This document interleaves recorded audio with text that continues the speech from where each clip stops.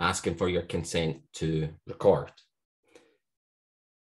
Now, the third thing, if you want to come in at any point, there's quite a few of us on the call, so raising your hand like this sometimes works.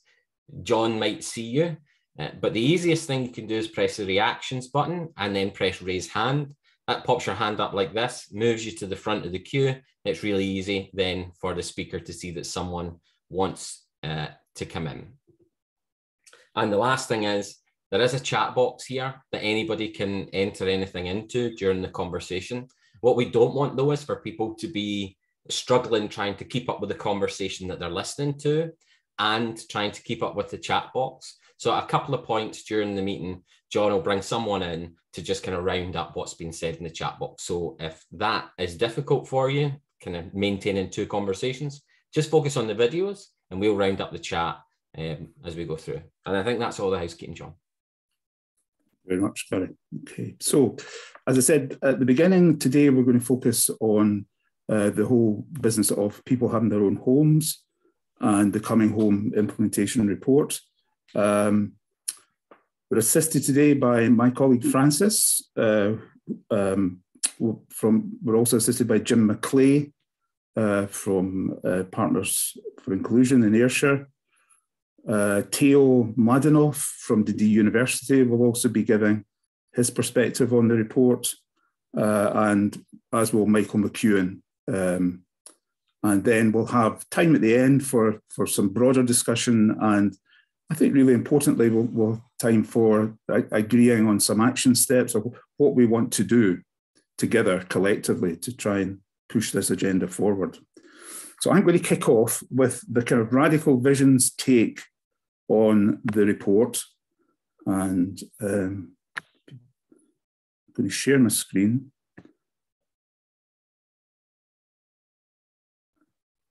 And I'm going to rattle through a lot of slides, so bear with me. So I'm going to start with the kind of history and context of all of this as we see it. I've decided to do this chronologically rather than by theme, and it gets quite confusing, but I think that confusion helps us understand why we're a bit confused at times when we're thinking about these matters. So I want to take you back, first of all, to 1987. That's half the age I am now. And there was a study of the balance of care by researchers called Baker and Urquhart in Scotland. And they told us that every person living in a hospital with a learning disability had their equivalent living in the community. Now that was true in 1987, and it's unlikely to be untrue today. So we know that it's a bit random how you end up in hospital rather than remaining at home or having a home of your own. Round about 91, Jim Mansell, in a UK context, maybe particularly an English context, published his challenging behaviour report, which was really saying institutions don't work for people with serious challenging behaviour. What folk need is good local services and a home of their own to live in. So it's worth remembering that. Round about the mid-90s, in various places, Lennox Castle, Linbank, RSNH, what else have I got here? Oh, Gogarburn. Around about that time, a series of resettlement programmes began, usually sanctioned by the Secretary of State rather than by any sort of national policy, but the momentum for closing the long-stay learning disability hospitals began then. 96, we had the Community Care Direct Payments Act, which is really quite significant for what happened later around self-directed support. 2000, we had the publication of The Same As You, which said, in formal policy terms, here's a learning disability policy for Scotland for the very first time, and also these long-stay hospitals should all be closed by 2005. It was necessary around about 2007 for the Mansell report to be republished. because people weren't paying particular attention to it, I think, in many respects. So a restatement that good practice looks like people living in the community in their own homes, no matter how severe their perceived behaviour is. An interesting development as well, around about 2010, the Scottish Government, COSLA, and Independent Living in Scotland published their strategy for independent living, which contained a definition of independent living, which we'll look at a wee bit later. Around at the same time, we have the publication of the 10-year strategy for self-directed support. And then we have Winterbourne View, where, which I guess we all know about, and we're all traumatized by the documentaries we saw about it and other places. But really interestingly, Mansell came out at the time and said, this isn't just about wicked staff or weak management, it's about the wrong model of care. And he used this language: people with challenging behaviour being shunted off to these institutions because their local health and social services have not got their act together. And they've known for nearly 20 years what government policy is. So that's what happened. And again, just going through these things chronologically. So we had Winterbourne View. We then had the Self-Directed Support Scotland Act in 2013, implemented in 2014. So we're harking back there to direct payments, but we're also thinking about a system of support that's rights-based and individualised and person-centred. Slightly overshadowed by that, I think we then had the integration of health and social care legislation, which again has a particular bearing on the subject we're looking at today, where many of the people concerned are caught between the NHS and the social care. And then in the build-up to the Coming Home report, we first of all had the Mental Welfare Commission report, No Through Road, which talked about people with learning disabilities stuck in hospital. Before we got to the Coming Home report, though, we had the Audit Commission report on self-directed support after 3 years saying it's not really going that well. And a bit like what happened with the Mansell stuff, it's like, well, we kind of know what we should be doing, but we're not really doing it. And then came the Coming Home report in 2018, identifying a large number of people both living in hospital because of delayed discharge, but also placed away from their home area. Last year, we had the Feely report, the Independent Review of Adult Social Care in Scotland, and its recommendation about a national care service. And then we come to last month, and the publication of the Coming Home implementation report. So there's a complicated history. And it is quite confusing. There are themes you can pick out, but it's not necessarily the case that everything's joined up. So just to pick out some things from the report itself, mission statement: by March 2024, we want and need to see real change without a barrier residential placements and inappropriate hospital stays greatly reduced. So that's a really good statement to have. It's a direction of travel that we want to go in, that's a positive thing. The vision statement also speaks a lot about human rights, the UN CRPD. It talks about the human rights bill that's being developed in Scotland at the moment, and it talks generally about having a human rights-based approach. And again, that's to be commended. The current situation must change. It is unacceptable. So I think we can all sign up to that. But there are some peculiarities and omissions, I think, related to the report. One of them, I think, is to do with the fact that The people concerned do sit at this on this boundary between healthcare and social care. The recommendations are saying all these people should be living in social care. Nobody should be in hospital. But I think part of the difficulty we have in making progress is because of the overlap between the two and a lack of clarity that everyone concerned ultimately is someone who will require social care services. It's also strange, I think, that the report doesn't mention self-directed support at all. So in a situation where that legislation is the framework for all social care for everyone without exception, there is no other system, why is self-directed support not referenced? It's as though this group of people somehow sit out with that framework, which in fact they don't. And there's also not a lot of discussion about the direction of travel indicated by the Feely report, or a great deal of consistency with some of the themes articulated there. There's a really good statement of principle, page 23. Everyone living in Scotland has a right to a home within their local community, to be able to develop and maintain relationships and to get the support they need to live a healthy, safe, and fulfilling life. But there seems to be confusion and equivocation about that once you get into the report. So on page 11, the report talks about people being at home or in a homely environment, which is a wee bit unclear. Page 31 talks about for those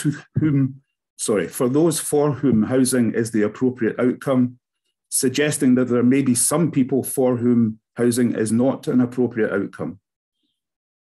Page 33 doesn't speak so much about a home, but it talks about specialist housing for complex needs, such as core and cluster models. And at page 39, there's a reference to group accommodation that could be deemed to be housing. So are we talking about people having a house and a home, or do we have in mind something else that's a bit different and different from what most people would recognize as a home? There seems to be some equivocation about everyone. So if we go back to that statement, everyone living in Scotland has a right to a home. When we come down here, page 3, everybody with a learning disability and complex care need who can, implies that there are some people who cannot. Page 37, lack of agreement about who can live in the community and what level of risk is acceptable can vary across partnerships. Well, that's true. I don't think the report's saying that that's a good thing. I think it could say more clearly that there's no excuse for that.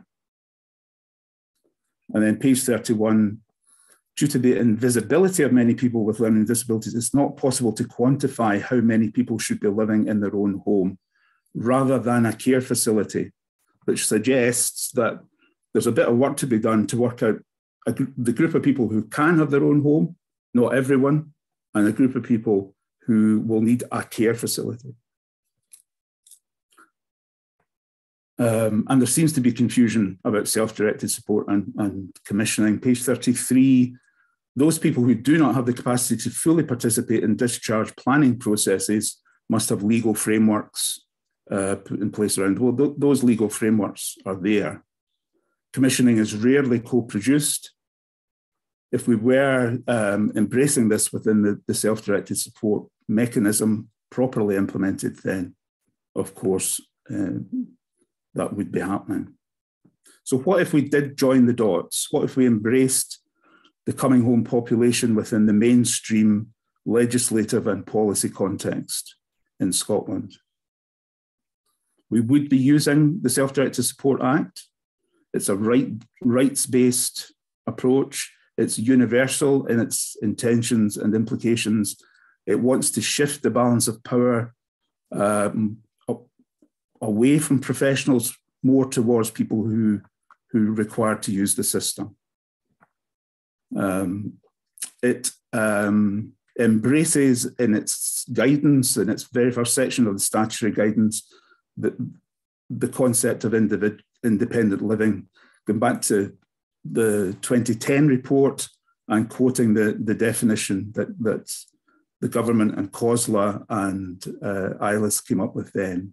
So disabled people of all ages having the same freedom, choice, dignity and control as other citizens at home, at work and in the community. So it's quite profound implication, if we take that seriously, in terms of the topic we're discussing today, quite profound implications about what should be happening and what people have the right to expect. And so we know that there are the legal duties within the SDS Act. There are general principles that should be followed, which promote co-production, collaboration, and there are also statutory principles: participation and dignity, involvement, informed choice, collaboration. So there is something there that should be used better in relation to everybody, in my view, but certainly in relation to this group of people, there are nationally agreed legislative positions that saying this is how we should be moving forward. So what if we joined the dots and were able to describe a rights-based, individualised, person-centred, best practice approach to getting people home? We've had a stab at this, Francis and I, in A New Way Home. 5 key bits for us in that. There needs to be a foundation in human rights and the values of person-centred practice. Each person needs to be, and this is from the grassroots up rather from a top-down approach, building a description of each person that captures the story, describes the future they want, working out which of the various self-directed support options that the individual wants to follow, having a plan that captures the type of housing the person will need and everything that needs to go into the design of support, and obtaining, fifthly, all the joint working agreements and commitments that will make sure that it's a lasting solution. So our basic starting points there, there's something about basic humanity at stake, something about human rights, but it's also, I think, interesting for the professional people who are here today. There is no best practice case for keeping anyone in the institutional kind of setting that they may have been used to or may be considered good for them. There's no rationale behind that. It's just something we do very often because we don't know what to do instead. So going back to the plan aspect, it would talk about your house and your home. It would describe the help you require to live there, the people you need to help you, the money you need to live on. But it would also, and again, with particular reference to this population, it would describe everything you might need for robust service design and the kind of expertise, experience, specific training, etc., strategies, person-led strategies that you might need to follow with certain individuals and built to last. We have a colleague who describes it as an anti-fragile approach rather than robust, but that's an interesting new take on it. But that's obviously a key part in developing services in this way. And you need that kind of multidisciplinary person-centred teamwork, a commitment for the future that's determined that this will last and is not going to sort of collapse at the first hurdle. So finally, everyone should have a home of their own. What does that mean? We often talk about building types and the kinds of service activities that go on within them, rather than talking about home. We also say sometimes if you have your own home, you'll have to make do with having less than optimal support, or if you want support best suited to your needs, you will have to move away from home to get it. And obviously that's not good. So The separation of housing and support, like a long articulated and established principle, is really important here. And so if we try to approach a definition of home that should be, to our mind, coming out of the report, the implementation report, it needs to conform to Article 8 of the Human Rights Convention. So it needs to be a building in which you can have privacy and a family life. And secondly, in our attempt at a definition here, it needs to be a private and personal space that's yours, that no one can throw you out for no good reason. So it's legally enforceable entitlement to occupation. So those two things together are at least the beginnings of an attempt at a definition of home when we say everyone should have their own home. A house is not a home, however, and I guess just to finish up on that note, that we're really just beginning when we get to this point, that there's a lot of work to be done to make sure that the quality of life, the quality of relationships that take place within the home are akin to, similar to, the same as what other folks in society might associate with that word. And that's it, I think, for me. So I'm going to stop sharing at the moment. That's our take on the report, our take on how what else perhaps should have been in it, and some of the things that we already know about how to do this work that are maybe not reflected in the report. But our next stage in the seminar today is a conversation. And it's a conversation about an individual man who made that journey from hospital to home. And Francis and Jim Mclay are going to get into that conversation now.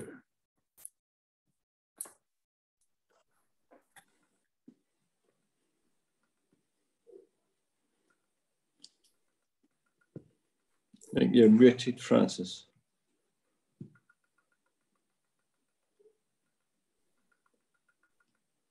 Do you want to take me out of that picture, Gary? No.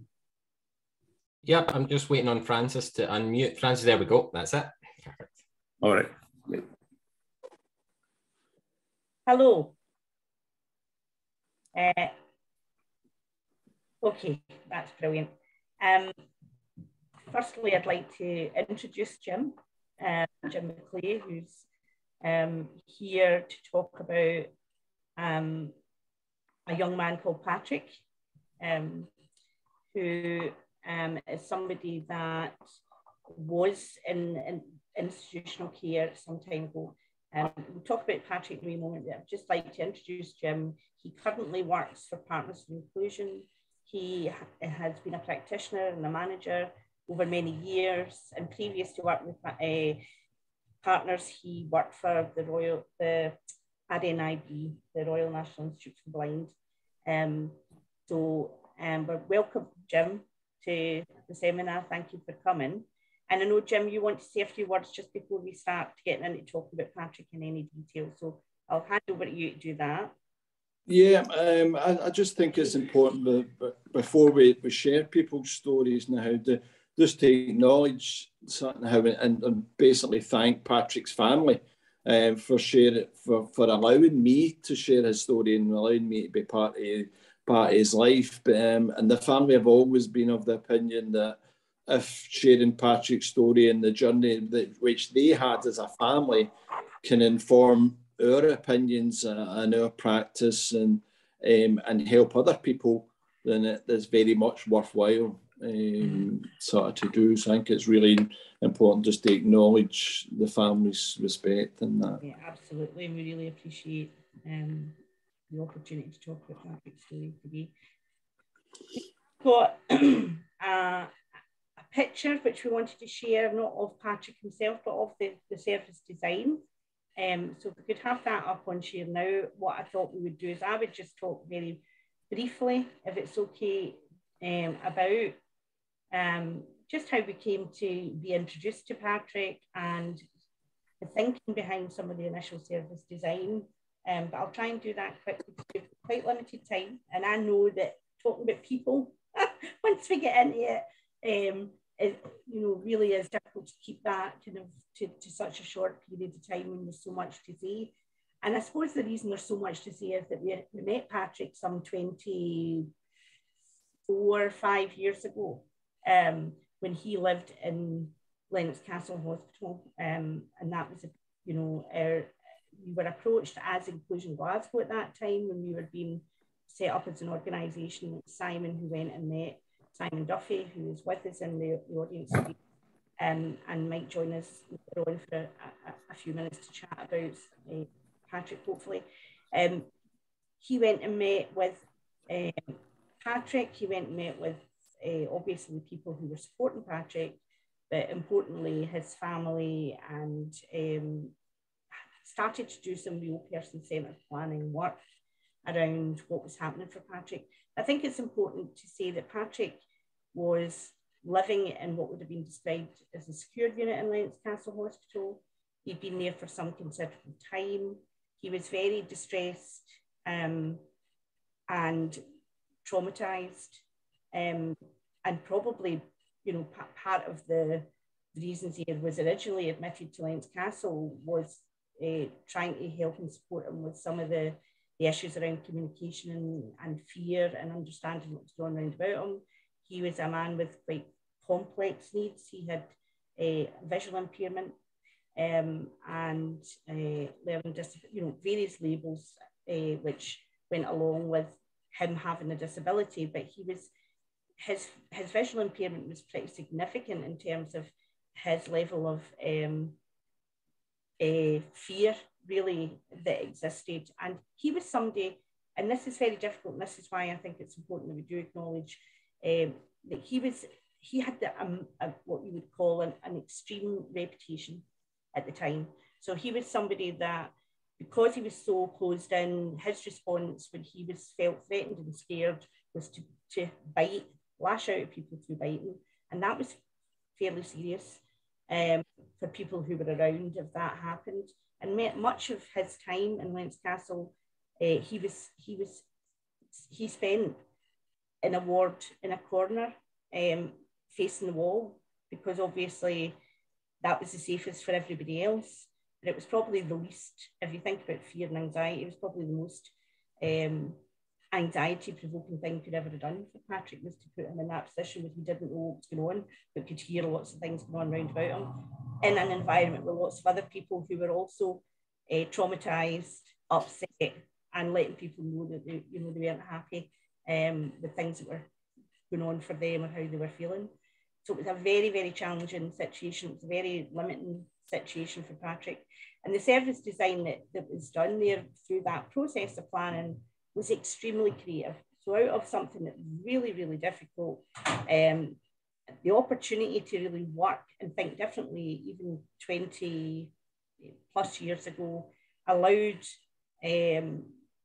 Simon with the family to think outside the box, and they decided that Patrick should live in a house of his own, which is what we're talking about today, an ordinary house, but that actually needed a fair amount of support to allow him to transition really from the place he was at to where he needed to be in the future.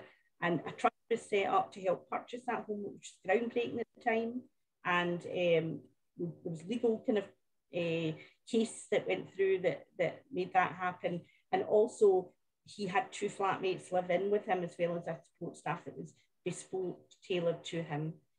There was also, you can see at the side here that Doreen comes into the picture a bit later on, but there was a personal budget set aside, and Doreen Kelly, who later went on to develop and establish Partners for Inclusion as an organisation, came in and became a part of Inclusion Glasgow, specifically to work with Patrick and to manage that service as he moved into his own home, as things were obviously needing a lot of attention and needed a lot of work.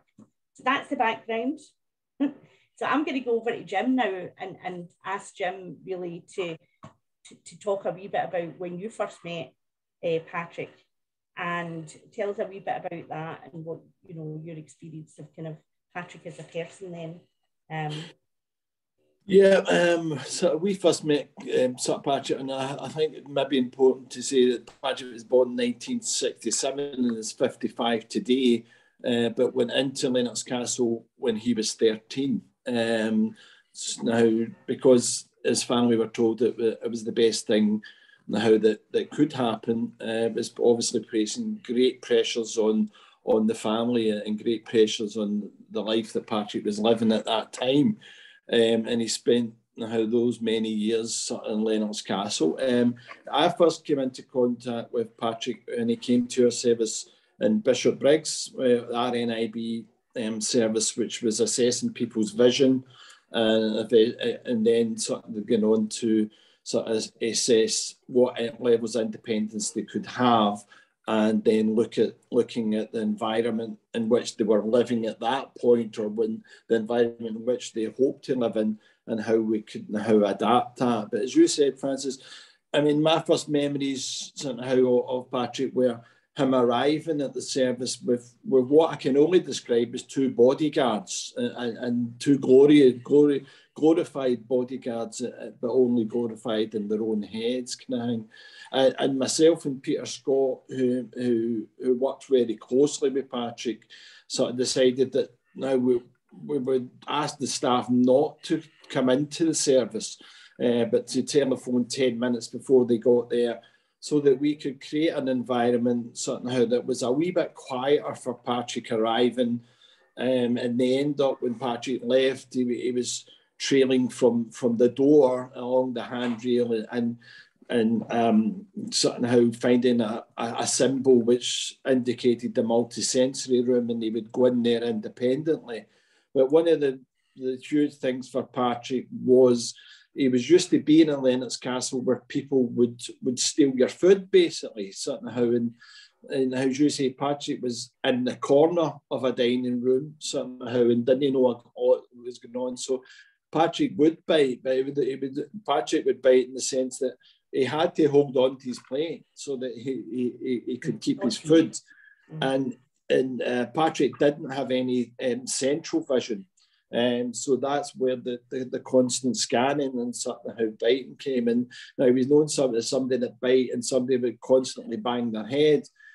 Patrick didn't have any awareness of the static worlds. When Patrick stood still, his world, in very much sense, he's hugely disappeared.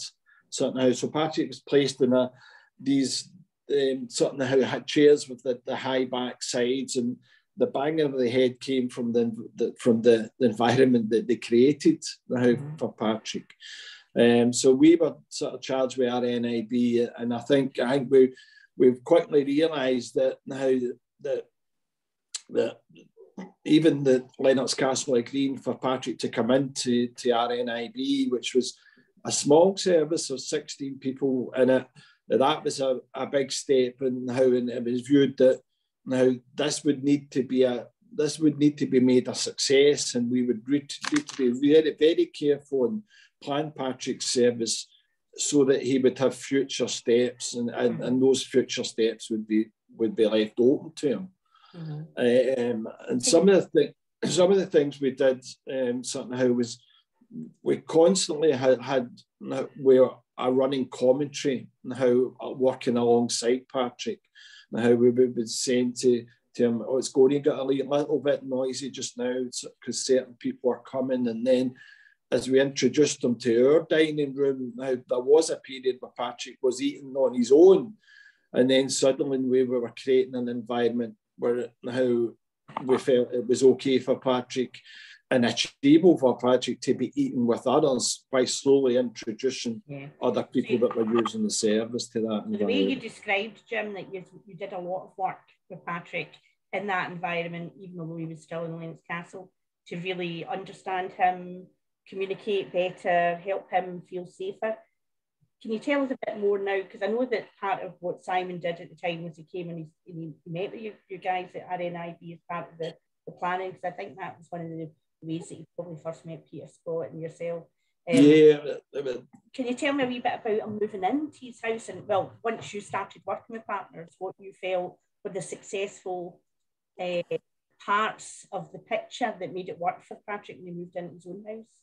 I think just understanding Patrick's visual impairment and how and the ways in which Patrick was attempting to communicate with us, and how in being that running commentary and creating an environment that allowed him to express himself, and somehow obviously how we then somehow Simon worked with Peter Scott and RNIB and Dorian Kelly from Inclusion Glasgow, which went on somehow to spin off to be Partners for Inclusion, which provided still provides Patrick's support. But there was a whole period where the staff from Partners for Inclusion would come to RNIB and worked with RNIB and looked at the way in which how we were working with Patrick and looked at the ways in which Patrick had previously expressed himself and how we had moved things forward, how in the small ways which we had. And that led obviously to Patrick, I think at the age of 34, sort of getting his own home in Irvine. And his dad was very instrumental in the fact that Patrick would have a mortgage and Patrick would own his home, because if he rented a home, then in some ways Dad felt that somebody could still come along and dictate where Patrick would stay. So it was very important that Patrick had his own home. Patrick he's still in that home. He's cleared. He's totally cleared that mortgage. So now he's a homeowner in his own right. And part of the story was it was a trust set up to help Patrick buy that house. Yes. Which again was very probably forward thinking at the time, and certainly not something that was practice that had been kind of tested out. And I know that was something that went on for quite a few years, just trying to fight for that to be something that was agreed. So it was quite Patrick's story around that.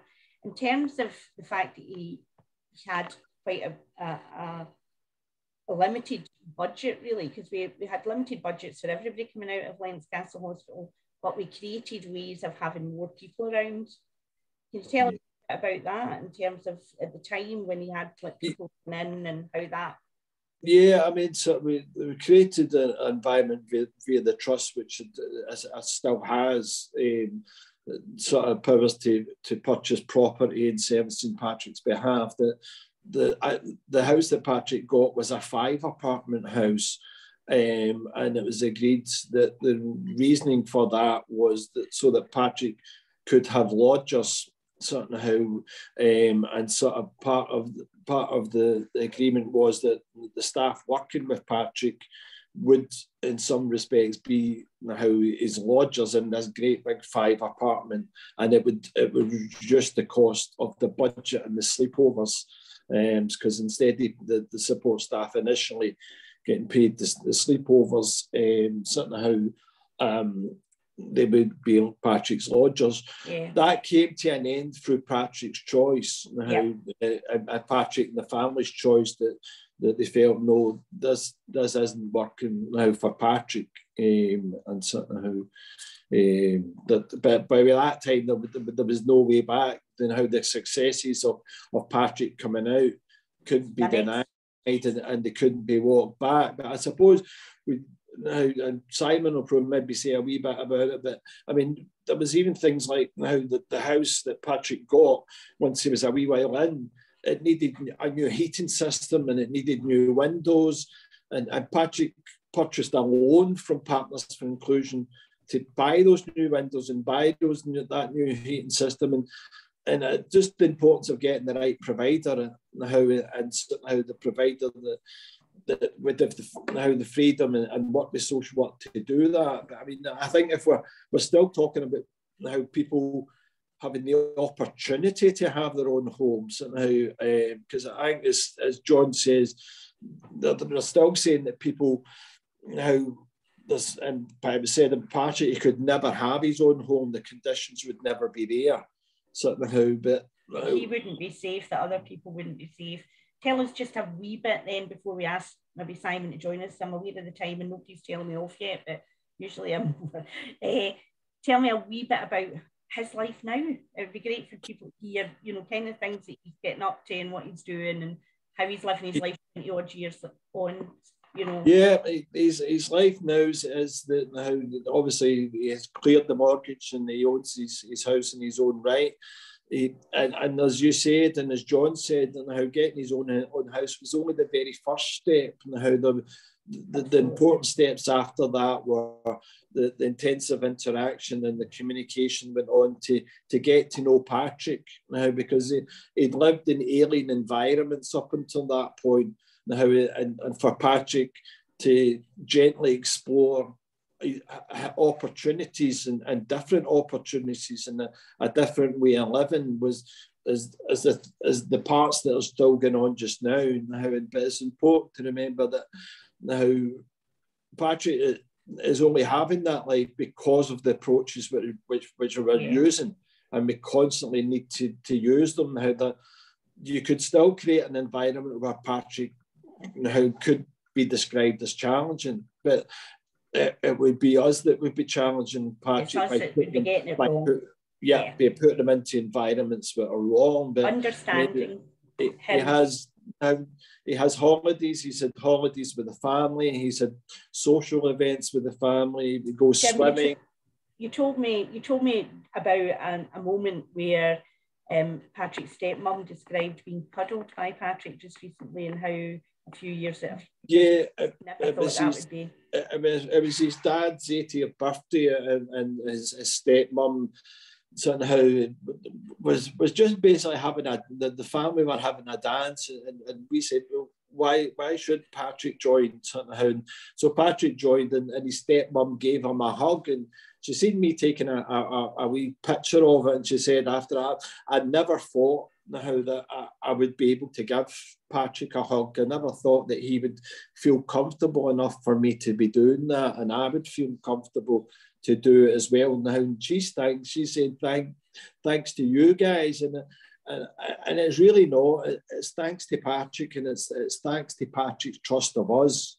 Yeah. And Patrick has learned me and everybody that's worked with him a hell of a lot more about how we interact with people, and by creating the right environments, somebody can have these opportunities. Yeah.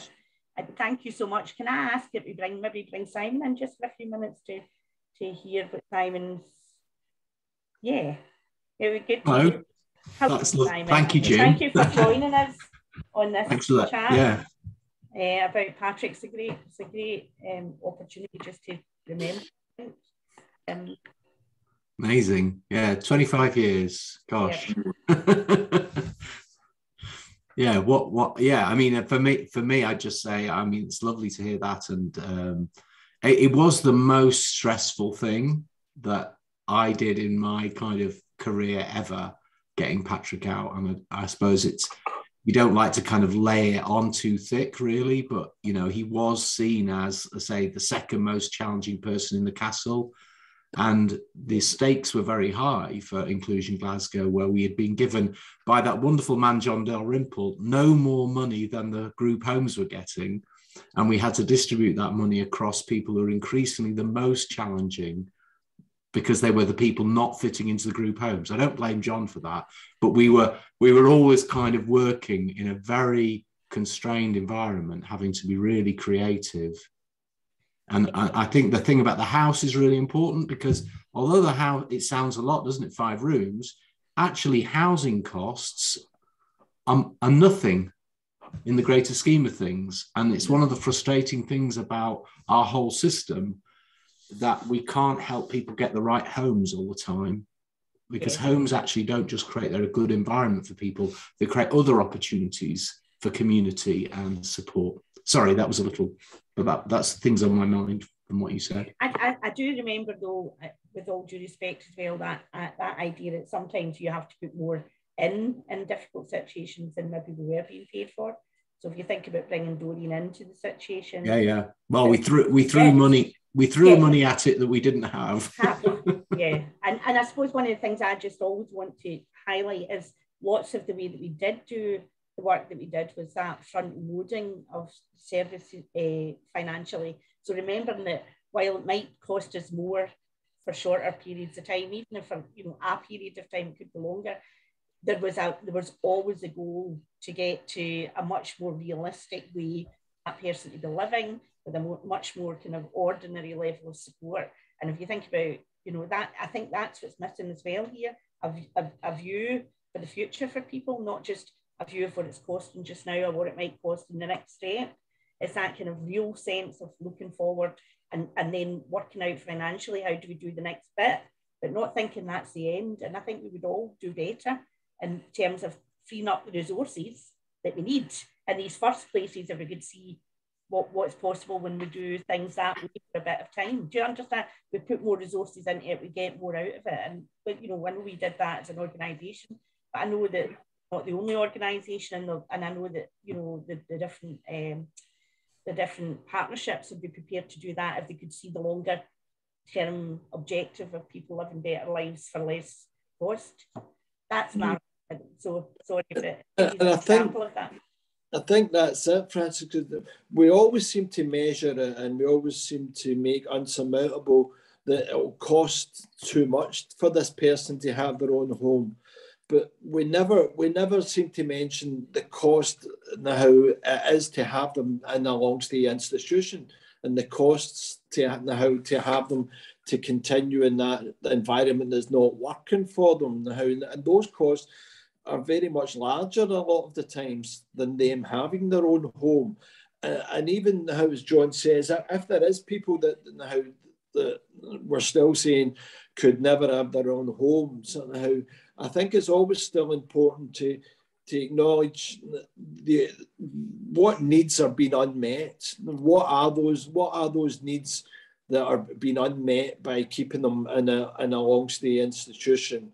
And what is it that's preventing them from not having their own home, and be really clear on those two things.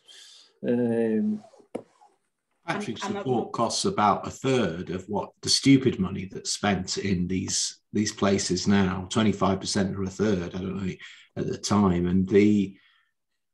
But yeah, we don't have, I think there's a challenge around, I would say one of the problems we're suffering from, as well as this kind of failure of commissioning and failure of service provision, I don't think many services provide the kind of flexibility and commitment that we were providing still to this day. And again, that's something about both providers and commissioning and that overall culture. But I think part of the problem is also this isn't just the specific problem of people with challenging behavior or the more complex. The problem starts with our whole attitude. Mm-hmm. I look at the data for people in England now with learning difficulties. I was talking about this last week in an event in Brussels. At the peak of the institutions, there are about 40,000 people stuffed in these equivalents of Lennox Castle Hospital. Well, today, there's about 77,000 people with learning disabilities in institutions, if you include prisons, the ATUs, residential care placements. We actually have grown institutional provision. We've just changed it. Mm-hmm. And what we've not really done is committed to these fundamental principles of human rights and inclusion. Yeah. And they should apply then everywhere. And I think if we need to attack this from various angles, I think. Yeah. Timekeeper is telling me it's time to move on. Sorry for that. Thank you so much, both Jim, for that. It's really, really great to hear Patrick's story and to have you join us. And Simon, great. Thank you. I'm going to shut up now. Move it back to John. Okay, thank you very much. So there are all sorts of examples of people who, like Patrick, who tell us so much about what can be done, what should be done. And thanks for everyone taking part in that conversation. We are running a bit late, and I'm now going to introduce you to Teo Mladenov, who's a senior lecturer at the Social Work School at Dundee University, previously worked with the European Network for Independent Living, and also King's College London. And Teo is going to give us his take on the Coming Home report. So over to you, Teo. Thank you, John. Can you hear me okay? Yeah. Yeah. So thank you for inviting me to talk with you. It's an honor to be here. All the more that I'm a kind of an outsider. I'm from academia. I'm from Bulgaria, and I am also from the disability rights movement. And this is where I would like to start with the disability rights movement perspective, which I would add to your history of deinstitutionalization. The disability rights movement was missing from there, and most importantly, the independent living movement, which I think is important. Deinstitutionalization has been so strongly driven by disability rights advocacy, and direct payments have emerged out of these efforts of disabled people, disability rights activists, to actually get out of institutions and get out of this terrible environments of control and violence that institutions are. I would like to say a few critical words about this report, the Coming Home implementation report that was sent to me by Jim Elder Woodward. I'm sure you all know Jim, the Scottish independent living activist and pioneer and leader, and a good friend of mine for many, many years. And I read the report, and I was quite concerned. And you, John, mentioned some of the things that I'm concerned, that I have been concerned about by reading this report. So I read the report from the perspective of independent living advocacy, particularly from the perspective of the campaign for deinstitutionalization that has been driven by the efforts of the European Network on Independent Living, which is the one that I'm most familiar with. But also from the perspective of Article 19 of the Disability Convention, and particularly of the General Comment number 5 of Article 19, which kind of puts flesh onto these abstract legal terms. And reading the report from this perspective, the first thing to note, and this is foundational, is that my overall impression is that the report is written from the perspective of service providers rather than service users or disability rights advocates. For example, professional support is prioritized over peer support and user-led personal assistance, although ironically this is presented in the report as fulfilling the nothing about us without us principle. Where are the voices of the activists? I don't hear them in this report. The working group that authored the report seems to have been dominated by welfare administrators, service providers, and academics. It is not clear whether and to what extent, perhaps you know more about this, but by reading the report, it's not clear to me to what extent disability rights organizations and most importantly independent living advocates and self-advocates have been involved in the drafting of this report, if at all. So this is my first critical point concerning representation and voice, and it's foundational. It delegitimizes the report, at least in my eyes. Mike Oliver, the disability studies scholar and disability rights advocate, once talked about disabled people having control over the means of knowledge production, and this is so key. This is really foundational, and that's why I start with this. So voice and representation, and then just to add to what you, John, already said about this more or less tacit, more or less visible support for institutionalization in the report.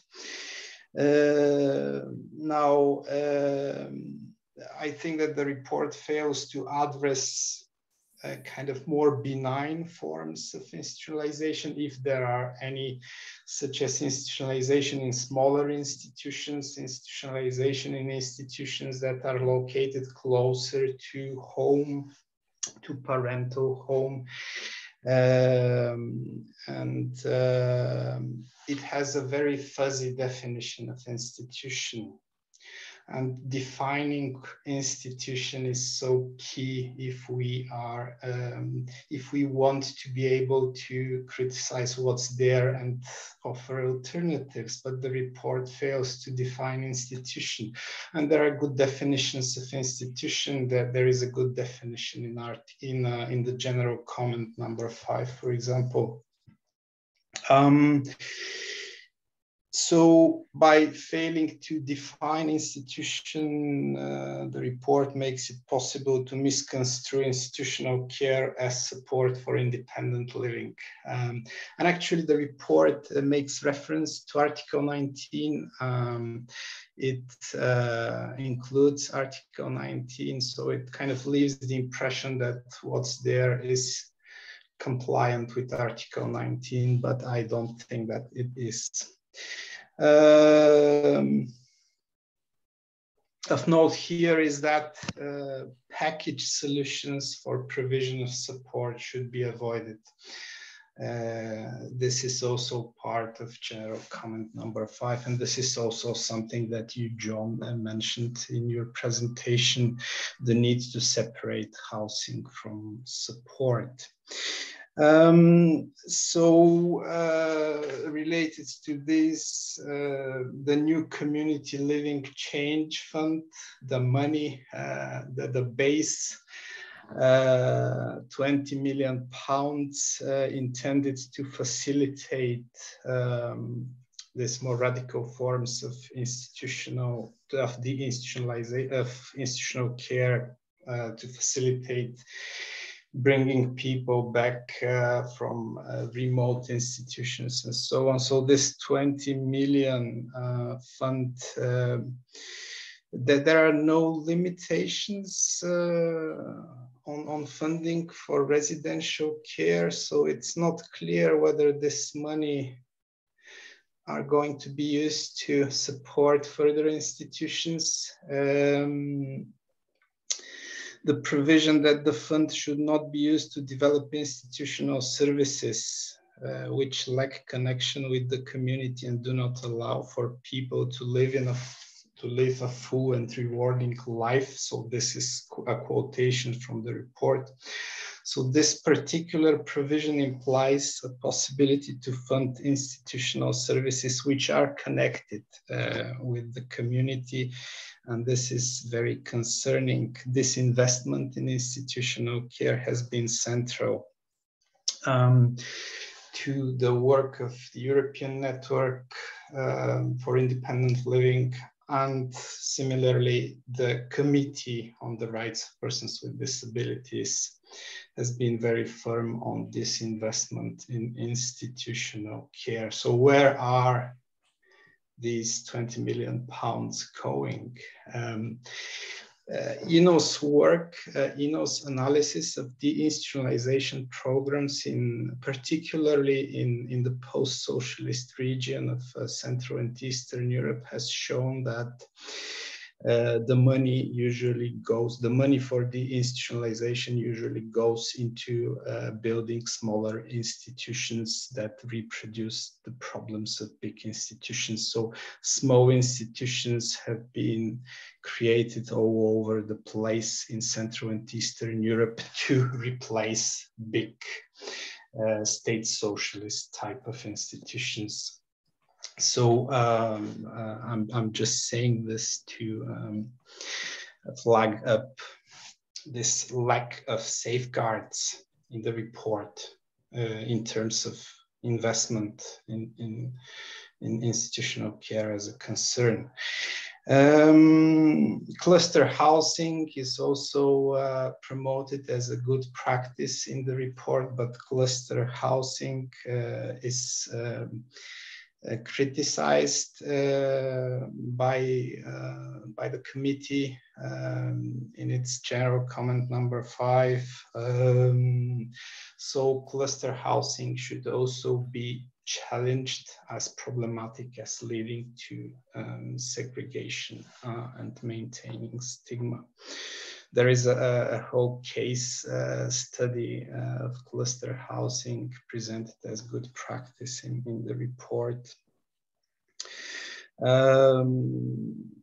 In the general comment number 5, we can read that Article 19 of the Convention is not properly implemented if housing is only provided in specifically designated areas and arranged in a way that persons with disabilities have to live in the same building, complex, or neighborhood. So it's there. It just needs to be applied. Another point regards capacity, which I learn is a big issue for disability rights activists in Scotland. I am part of an advisory board that works for Inclusion Scotland, and I know from them that the attempts to abolish guardianship in Scotland have been very difficult, and there hasn't been much progress in this regard, which is again concerning. The convention argues for the shift away from substitute decision-making towards supported decision-making. In the report, we can read support for guardianship, so support for substitute decision-making. Families are encouraged to obtain welfare guardianship through the courts to ensure voice as legal force. And there is no mentioning of efforts to move away from substitute decision-making. So I have a few more critical comments. I don't know whether I have 5 more minutes to just 5. Okay, good. Yeah, I'll try to be concise. So I covered, so far I covered representation, support for institutional care, and support for guardianship. Now, in the report, there is a specific well-being model that is promoted. and it's based on GERFAC, on Getting It Right for Every Child framework, which for me reflects a paternalistic approach to disability support. GERFAC may be justified in the context of child protection, but is at odds with the principles of independent living, so it's problematic. I would make a more general point here that frameworks for well-being or quality of life are often inadequate for assessing opportunities for independent living because they impose a specific vision of good life on people. And when you impose a specific vision of good life on people, you move away from person-centered planning, you move away from choice and control, and you end up with responsibilizing people to be healthy, to make good choices, to keep away from risk and so on. Okay. There is also a register that is proposed in the report, and it's concerning that there are no guarantees that this register will not be imposed as a form of surveillance on non-consenting people. I recently read a model for supported decision-making developed by People First Scotland.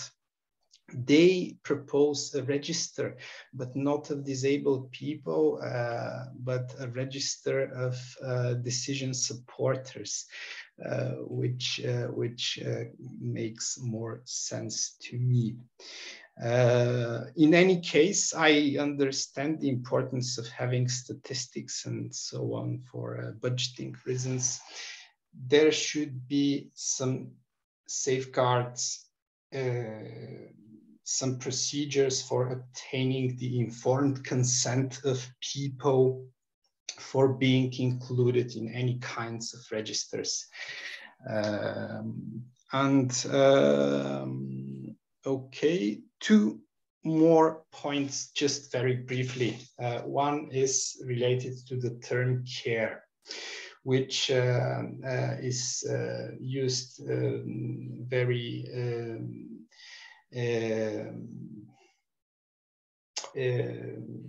challenge-free in the report without any kind of reflexivity about this term.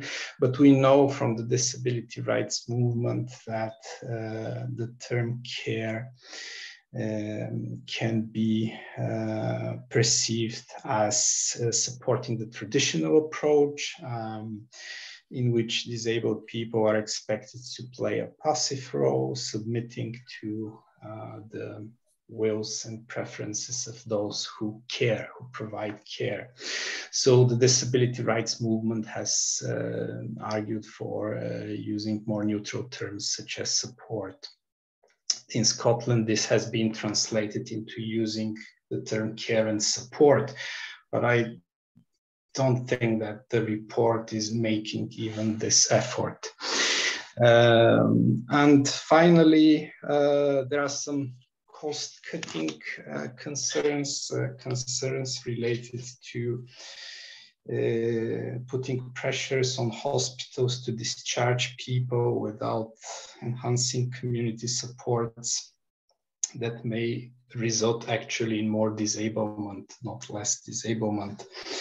And I think that guarantees are needed that people will not be left without support or with institutional care as the only option, as this may put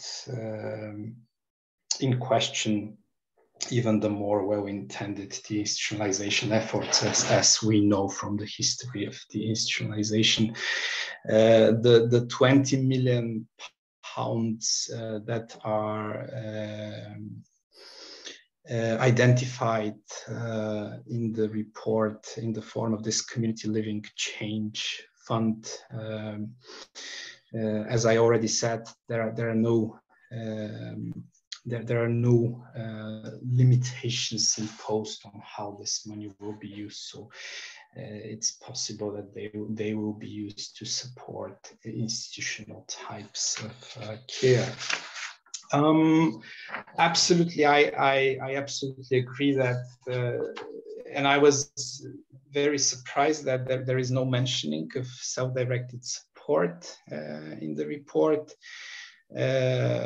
Independent Living Fund is also not mentioned. Why not think about opening the Independent Living Fund for new Independent Living Fund Scotland for new applicants? It's been a long fight. It's a fight worth fighting.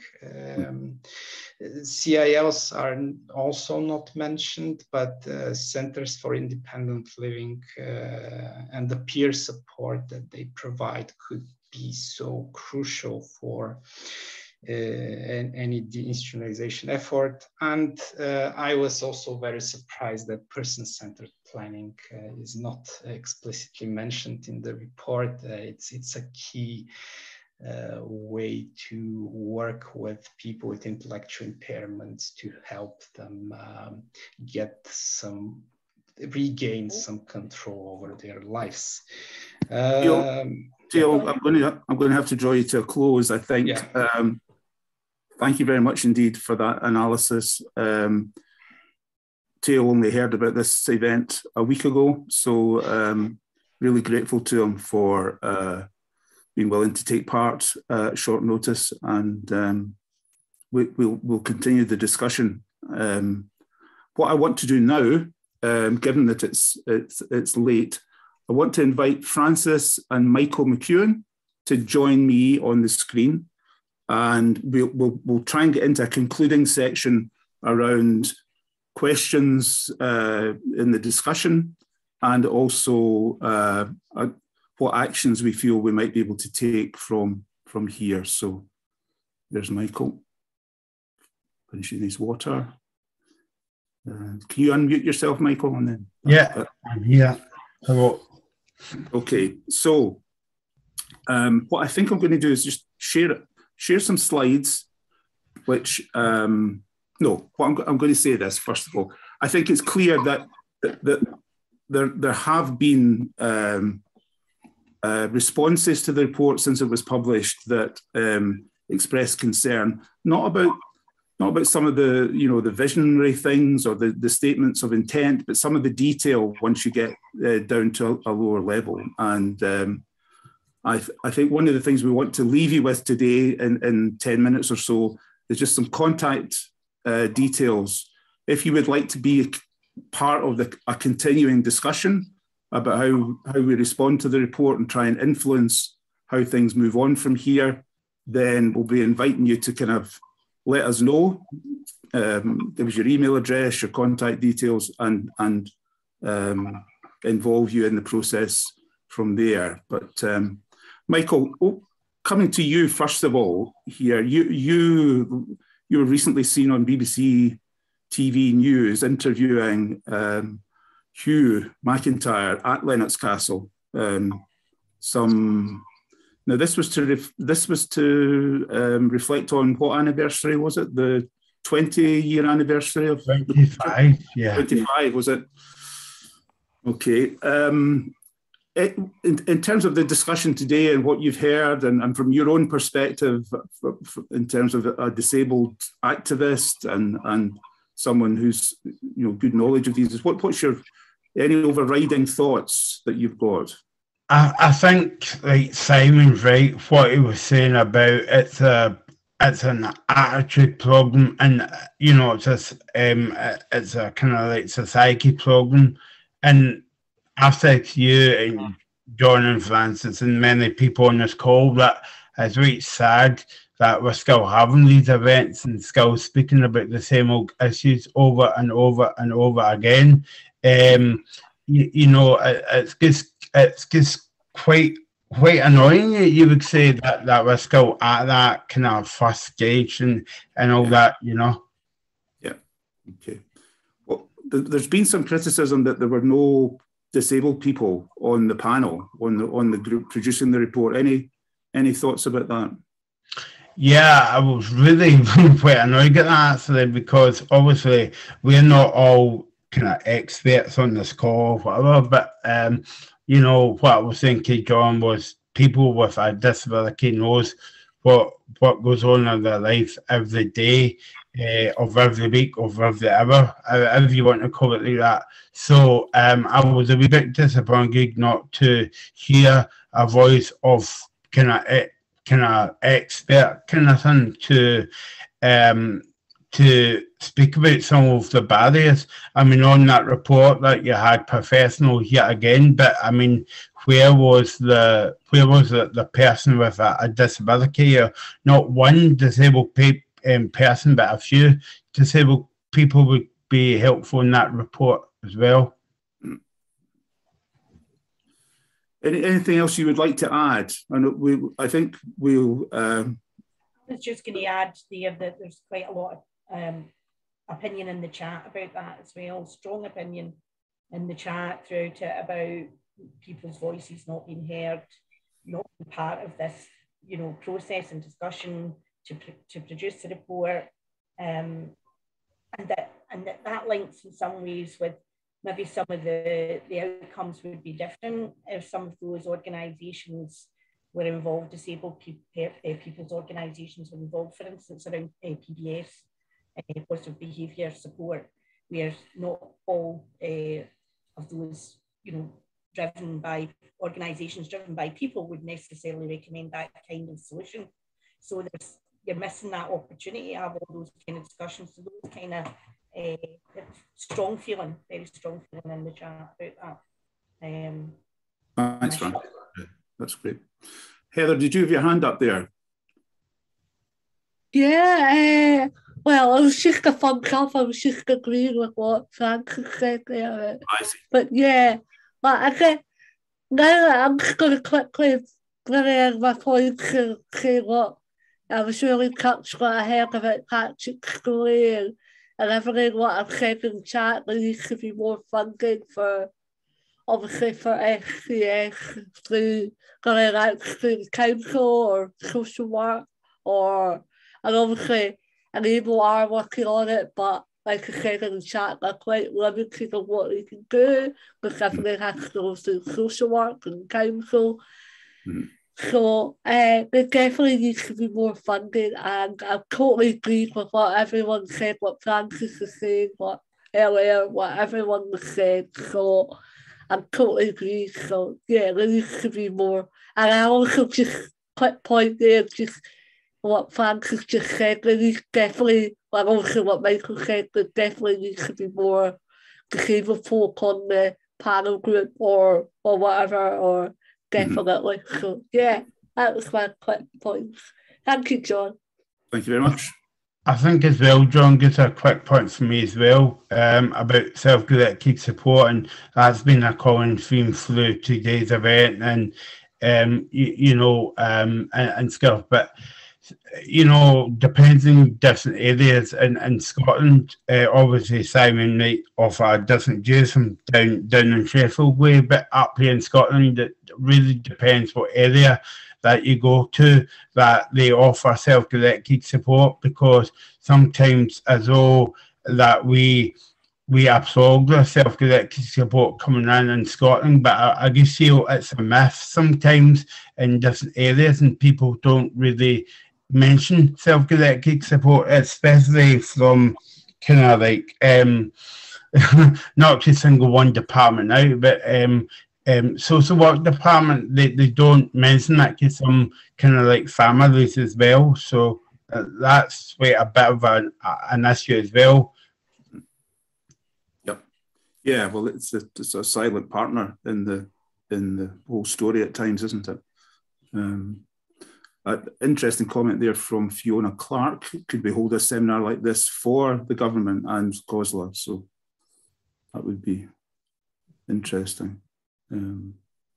So lots of interesting comment, lots of things to follow up on. I guess what we need to say as we get towards the end here is that Radical Visions is happy to be a focal point for collecting the voices of people who are concerned about some of the issues in the report and would like to see it improved upon, to go a bit further than it does, to clarify some of the confusion. So I'll share one or two slides just to finish, as we begin to finish off, that maybe help with that.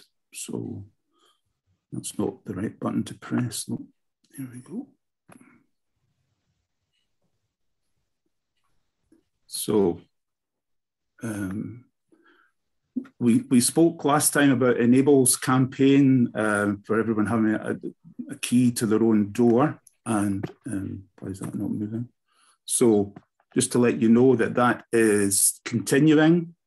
I think there's a conference coming up later in the year. I think I've made a wee mess of that slide. But just to remind you that campaign's still running alongside seminars like this and other events, and something to lend your support to. There's an event coming up on Wednesday, the 4th of May, that on the afternoon of the 4th that Enable are organising around the Coming Home report and where we go from here. Registration is open, and someone, I think, will have put an Eventbrite link in the chat. Just to let you know as well that Enable are launching next week their campaign ahead of the local elections. So again, getting Coming Home and the importance of ending the situation for so many people, that'll be one of the things we'll be trying to get onto the agendas of politicians. So here's, in terms of the general kind of, if you'd like to sort of be involved in more discussion about this, helping us take it forward, you could go to our website at https:// Radical Visions Contact, and you could leave your details there, or you could email myself or Francis at our Radical Visions email addresses, which are on the screen there. So, yeah, just choose whatever way you'd like to go with that. But I think there's a certain momentum around trying to get a revised version or a clearer undertaking to some of these principles established. So we'd be really keen that you get in touch and help us with that work. So, and Simon's put that was good. Thanks, Simon, putting the link up on the chat. Lots of questions in the chat, which we don't have time to do justice today. And I think we're learning, as this is the third seminar, we're learning that there's always the danger of squeezing too much content in. So we'll reflect on that. We're planning, just to let you know, we're planning our next seminar on the 21st of August as part of the We Are One Scotland Festival. April, John. April. What did I say? August? 21st of April, that week. A long morning. The 21st of April. Yes. So look out for details of that. Look out for details of the whole of the festival, not just that. There's going to be a 3-day festival event full of interesting and fun stuff, celebrating the stuff that people want to share. It's our third Festival of Citizenship. And we've got a really good venue in the just through the Clyde Tunnel in South Street. And it'll be virtual as well. It'll be online. The whole thing will be streamed. So that'll be our. That'll be, and Simon's got another one up. That's great. Thanks for the positive comments in the chat to everybody, and we'll certainly follow up with you all after today. There's obviously a recording that we'll put up on YouTube, etc., etc. For the 3 seminars that we've had, we're also committed to having written materials reflecting on what was said and what was concluded. So those will be coming out soon as well. So thank you very much. Thank you everybody for coming along and taking part in the chat and sharing your, but we will obviously look forward to hearing more of your comments in whatever way you want to get in touch with. Yes. So final thanks then to Michael, to Teo, to Jim, to Simon, and thanks to everybody for being part of this. Thank you. Thank you. Thank you. Thank you.